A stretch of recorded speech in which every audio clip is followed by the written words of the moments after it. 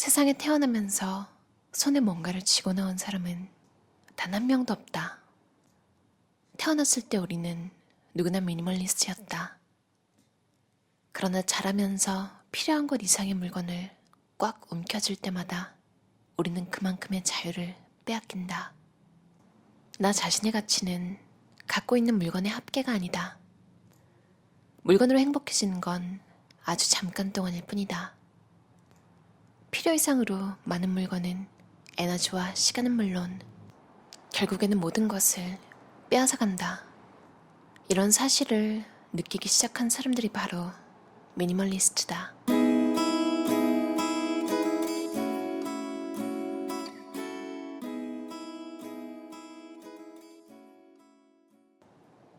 소유한 물건을 줄인 미니멀리스트가 날마다 느끼는 상쾌함은 설령 지금 물건에 둘러싸여 사는 사람이라도 상상은 할 수 있을 것이다. 물건을 줄였을 때 느끼는 홀가분한 기분은 누구나 경험한 적이 있을 테니 말이다. 여행을 예로 들어보자. 여행을 떠나기 전 출발 시각이 다가올 때까지도 짐을 꾸리느라 여념이 없다. 가지고 갈 물건의 목록을 몇 차례나 확인했는데도 뭔가 빠뜨린 것 같은 기분이 든다. 이제 출발할 시각이다. 왠지 찜찜하지만 서둘러 짐싸기를 끝내고 현관문을 나서 여행 가방을 끌기 시작한다. 그렇게 집을 뒤로하고 나아가는 순간의 해방감이란 이 트렁크 하나만 있으면 당분간 살아갈 수 있다. 혹시 집에 뭔가를 두고 왔을지도 모른다. 하지만 필요한 물건이 있으면 그때그때 현지에서 구하면 된다. 숙소에 도착해서 짐을 풀고 방에 누워 뒹굴 때의 기분은 말할 것도 없다.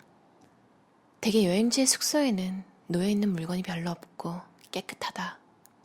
그래서 마음이 편하다.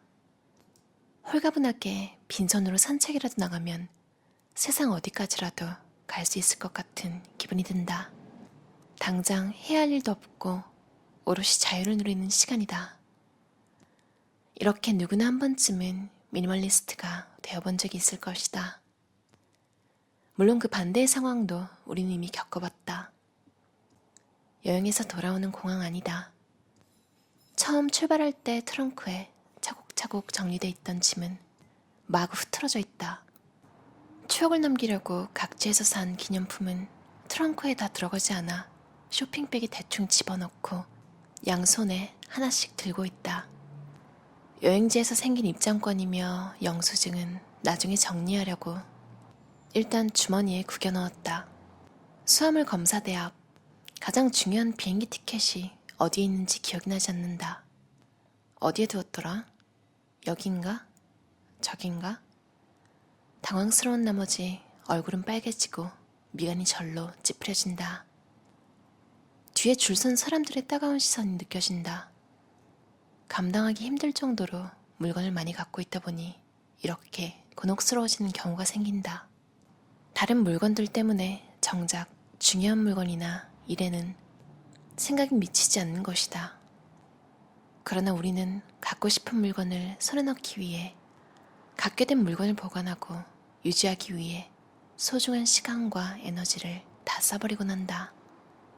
그리하여 정작 도구여야 할 물건은 어느새 주인이 되어버린다. 영화 파이트 클럽의 타일러 더든은 이렇게 말한다. 넌 결국 내가 가진 물건에 소요당하고 말 거야. 나는 주절주절 핑계를 댔다. 더 나은 환경이 주어졌더라면 나도 더 잘할 수 있었을 것이라고 말이다. 아침에 일찍 일어나지 못하는 것은 밤 늦게까지 일했기 때문이며 살이 찌는 것은 체질 탓이다. 적은 월급 때문에 넓은 방으로 이사도 못한다. 방이 좁으니 금세 지저분해져도 어쩔 수 없다. 임대라 내 집도 아닌데 청소내서 못하랴. 만일 내 집이고 좀 더 넓은 집이라면 분명 나도 깨끗이 해놓고 살았을 것이다. 나는 처치곤란한 물건들에 둘러싸여 집이 좁다고 핑계만 댔다. 부정적인 생각만 머릿속에 가득 담아두고 나 자신을 꼼짝달싹 못하게 묶어버렸다.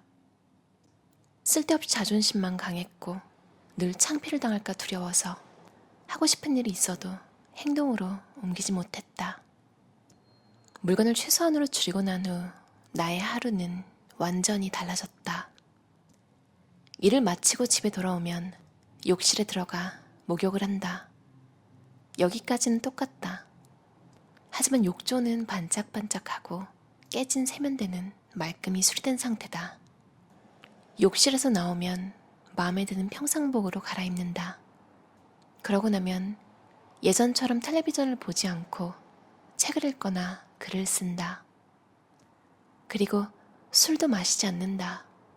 물건이 없는 확 트인 공간에서 느긋하게 스트레칭을 하고 잠자리에 든다. 아침에는 따사로운 햇살에 눈을 뜬다. 알람은 맞춰놓지 않는다. 물건이 없는 방에 하얀 벽지에 아침 햇살이 반사돼 방이며 거실이 무척이나 밝다.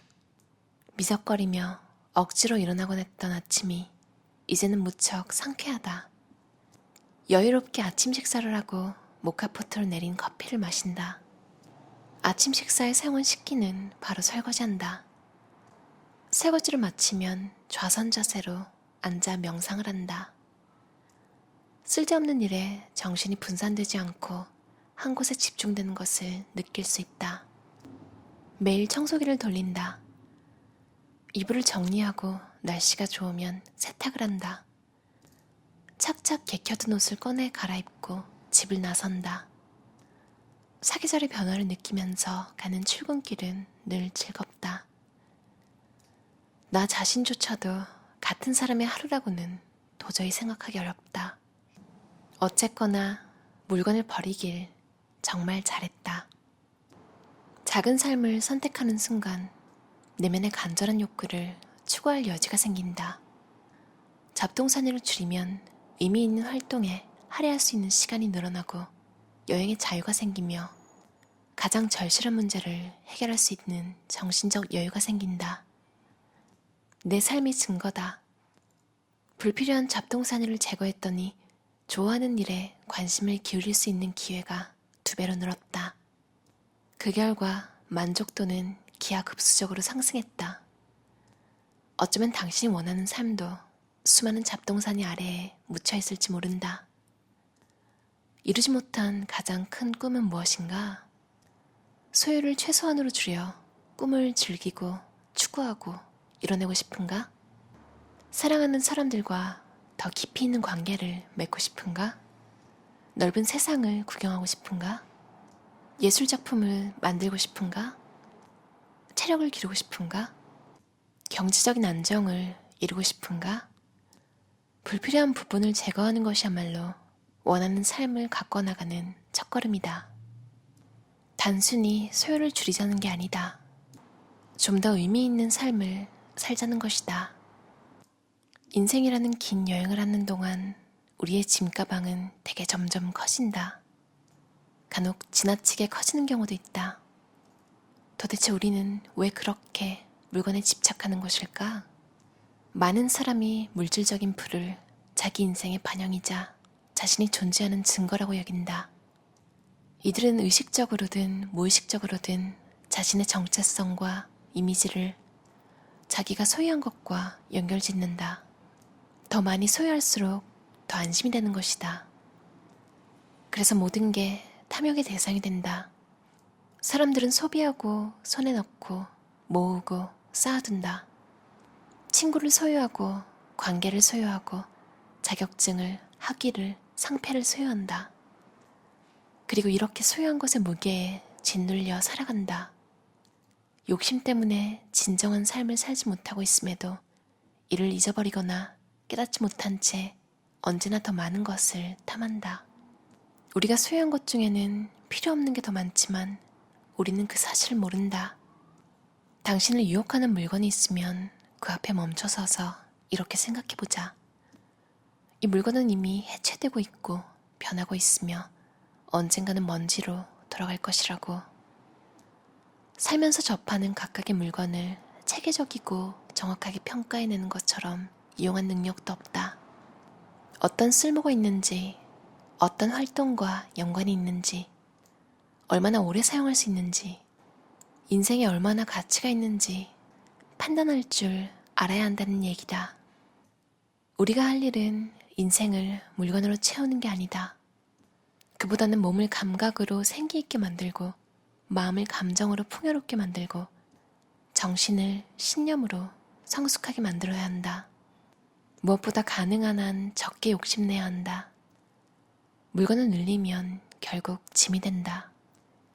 이는 수를 늘리든 종류를 늘리든 마찬가지다. 잘 알다시피 너무 많은 짐을 짊어진 사람은 가라앉을 수밖에 없다. 삶의 본질은 물건을 통해 구현되지 않는다. 필요 이상의 것을 절제하는 미니멀리스트가 되려면 정신적이고 지적인 짐가방을 꾸릴 줄 알아야 한다. 많이 소유하지 않으면 실제로 삶의 질이 개선된다. 적게 소유하는 삶의 풍요로움은 누구나 마음만 먹으면 누릴 수 있다. 중요한 것은 용기를 갖고 자신의 신념을 끝까지 지켜내는 것이다. 절제력, 결단력, 의지력은 여백이 충분한 깔끔한 공간에서 꼭 필요한 것만 가지고 살아가기 위한 조건이다. 단순함과 간결함을 추구하는 미니멀리즘은 삶에 대한 절제와 세부적인 것에 대한 적극적인 관심이 있어야 가능하다. 우선 물건은 가능한 한 치우자. 이런저런 물건과 가구가 당신을 잠식하게 내버려두지 말고 다른 것에 에너지를 투자하자. 이러한 삶에 익숙해지면 물건을 없애는 일로 더 이상 고민하지 않는다. 무엇을 버리고 무엇을 남길지 본능적으로 선택할 수 있으면 스타일은 더 우아해지고 집은 더 안락해지고 수첩에는 여백이 많아진다. 상식이 되살아나고 인생을 바라보는 통찰력이 생긴다. 그러므로 우리는 삶의 군사를 빼야 한다. 천천히 하지만 단호하게.